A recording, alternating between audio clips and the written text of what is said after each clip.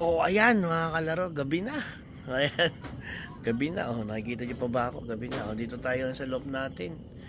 Oh, kasi may mga nagtatanong nagko-comment. Nag-PPM din kung ano daw ang reaction natin doon sa bagong issue.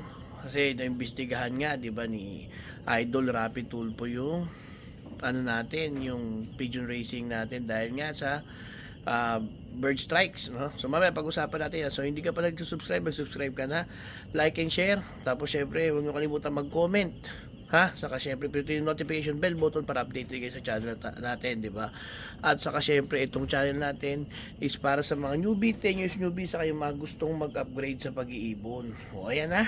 O pag-usapan natin yan mamaya. Teka lang, pakita ko lang sa inyo yung loob. O ganda ba yung bagong tasa natin? Ayan ha. O pakita ko sa inyo yung view natin sa gabi ha. Oh, ayan. Ito yung view natin sa gabi dito, oh. Pag New Year, maganda dito mga kalaro. Ayan, oh. Napagawa ko ng content ngayon para i-explain sa inyo. Ayan, so pakita ko muna din sa inyo yung mga ibon natin, mga tulog na sila. Ayan. Tulog na. So, ayun. Dito na muna tayo, magkwentuhan tayo dito. Ayan, nagulat pa. Okay. O mga kalaro, oh. Ayan. Magkwentuhan muna tayo mga kalaro. Nakita ko kasi kanina, nasa labas ako bago ako umuwi. Nakita ko dami nagpapanik, may mga nag-share. Yung iba, marami pang sinasabi tungkol sa yung mga tag dito, mga parang bashing na yung nababasa ko regarding dun sa nangyari kanina, dun sa post ng mga media kung ano nangyari dun sa pigeon racing. Alam ko ano nangyari eh. So bago ako mag-vlog ngayon, ay pinanood ko yung video niyan. Pinanood ko yung parang hearing yan eh, hearing ni Senator Idol Rapid Tulpo. Ayan. So nagsimula yung usapan dun sa mga commuters. Ano kasi yan eh, yung mga nagko-commute, yung mga ginagamit ng public transport, yun ang unang pinag-uusapan. So pinag-usapan yung mga yung mga tawag dito, train, yung mga ganyan. Pinag-usapan niya noong una. Tapos napunta tayo doon sa usapan tungkol sa sa usapan tungkol doon sa eroplano, sa airplane. So sinabi nung mga representative ng mga airlines, sinabi nila na may mga bird strikes, no? So, mga bird strikes na problema kaya nasisira yung mga eroplano, tapos nadadagdagan sa costing, syempre yun yung mga problema nila. So I don't think na may problem tayo kasi sinasabi naman nila yung mga tingin nila na na nangyayari, kung ano nagiging problema nila. So kasi trabaho kasi yan ng mga senador na alamin yung mga problema ng mga problema ng mga nangyayari yan, mga gaya niyan tungkol dyan sa aeroplano. So sinabi nila yan. So unang napag-usapan dyan yun nga, yung mga klase ng ibon. Napunta tayo sa, ayan nga, yung bird sanctuary dyan sa Las Piñas, mga ganyan. Din napunta sa racing pigeon. So racing pigeon naman, sinasabi nga nila na nagkakaroon ng problema dahil nga ang nangyayari, pumapasok dun sa mga nababangga, kumbaga nagbe-bird strike nga, yun ang sabi.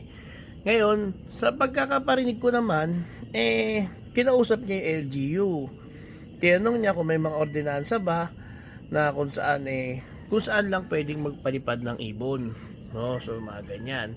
So yun yung napanood ko ha. Ito binibigay ko ng komento based sa napanood ko, ha? Baka naman mambash pa sa akin. So ang nangyayari kasi sa atin, para sa akin kanina, binusisi ko kasi ang mga ibang comment kasi sa mga narinig ko parang pinatitigil. Hindi ganito, kinausap yung LGU, tinanong yung mga regulation kung gumagawa ba ng mga batas ang mga kanya-kanyang bayan kung sa pag-iibon. Ngayon, ang sabi ng LGU, sa BAI daw yon. So nag-regulate daw ay BAI, sabi nga, so nilipat sa BAI. Sinabi ng BAI, sa kanila kumukuha ng mga permits, sa kanila nagre-report ang mga club president para ma-check yung mga health ng ibon due to AI, avian influenza. So yun, sa kanila nga nagre-regulate, and sa kanila kumukuha ng permit pag magre-release. So bumalik ulit, sabi nila ay bakit daw doon nag-release, bakit to sa Metro Manila, ganyan-ganyan, kung doon ba sa airport nag-release yung mga ganyan. Sabi ng BAI, narinig ko, ang sabi niya, nag-release daw pag nga nasa labang bansa sa mga probinsya, yan, pinapapunta nila dyan. O yun yung sinabi. Ngayon, sabi ni Idol Rapi Tulfo, mag-drop ng paano masusolusyonan, yan ang tinanong. Narinig ko, ang sabi ay,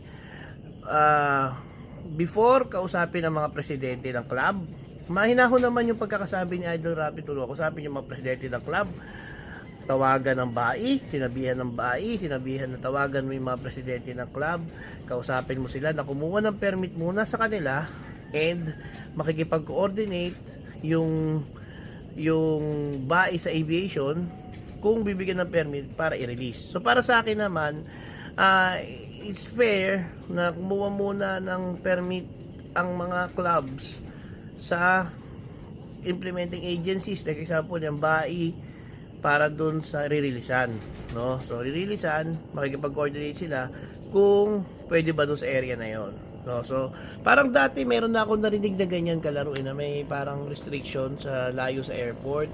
So ang dami kasing nagko-comment na ipatitigil yung Racing Pigeon, nakikita ko yung mga ibang post, yung iba nag-PPM pa sa akin. Kaya ginawa ko, pinanood ko muna yung buong video.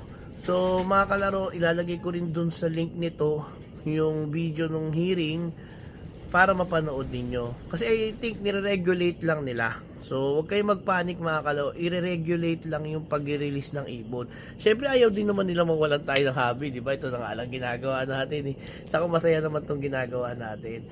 So ang ginagawin ng government, i-regulate yung pag-release ng ibon kung saan pwede para hindi tamaan yung mga naglalanding na eroplano o yung mga yung paano na eroplano. At the same time, kalaro, ito isipin nyo, para sa safety din ng mga ibon natin to. Kasi kung doon nga nila papakawalan yan sa runway, doon sa daanan ng ibon, daanan ng eroplano, talagang masasagasaan yung mga ibon natin, di ba? Tapos ngayon yung may na pinakita ng mga video ng picture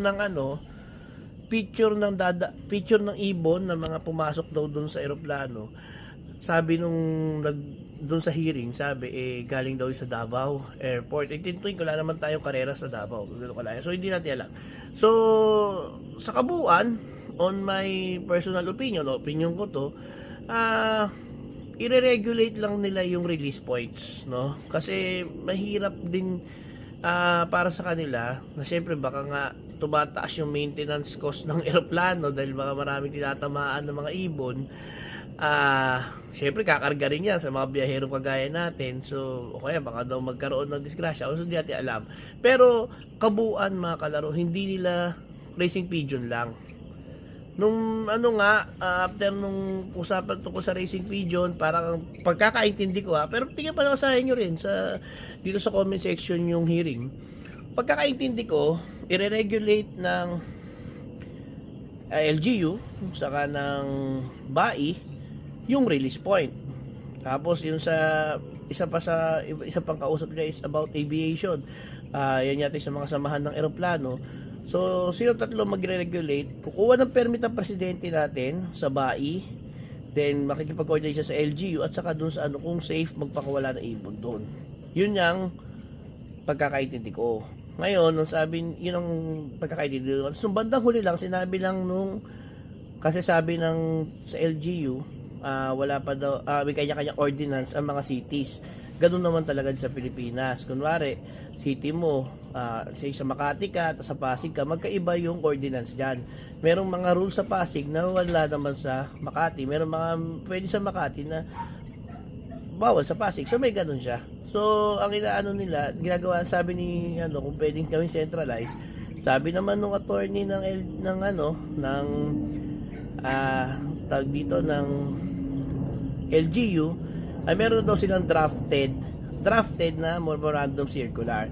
Yung memorandum circular, hindi pa natin alam yun. Kaya wag masyado tayo munang overreact. Kasi nakikita ko yung mga bashings, baka lalo tayong syempre, hindi naman tama yun kasi nag-uusap pa lang naman sila. Wala pa yung general ruling.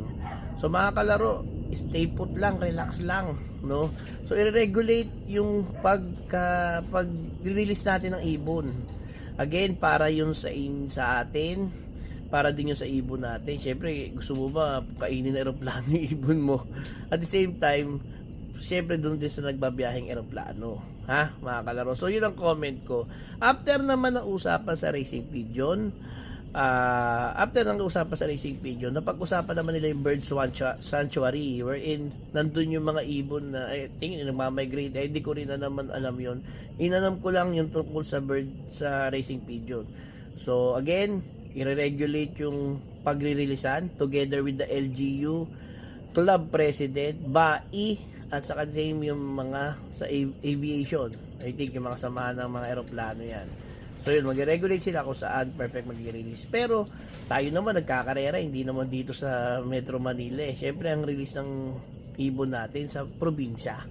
Diba? So tingin ko, hindi lang nila ididikit sa airport. Parang ganyan. Kasi yan yung isang problema pagpa-landing saka pagpalipad. Parang ganyan. So yun, relax lang ha, relax lang kayo. Kasi kapag ka mas lalo yung nakita ko yung mga comment, medyo iba eh. Kasi kung papasahin nyo, talagang medyo masakit sa ulo, masakit sa syempre yung makakabasa. Pero kung bubusisiin nyo, kagaya na ilalagay ko dyan sa link nyo, yan dyan yung hearing ilalagay ko. Ha? So, yun. Antayin natin yung memorandum circular. Antayin natin syempre kung talagang pero parang hindi ka pagbabawalan, i-regulate. Yun ang pagkakaintindi ko. I-regulate para sa safety ng lahat at para sa safety rin ng mga ibon at safety ng mga eroplano. Okay na. So sana malinaw tayo doon mga kalaro ha. Dito tayo sa kulungan natin. Gabi na. Ayan, yun yung view natin. Naggawa lang ako ng video para lahat ay updated. Doon sa comment ko yun ha. Comment ko yun sa pagkakaintindi ko. Ilalagay ko yung link ng hearing dyan sa pin comments. Okay na. Bye.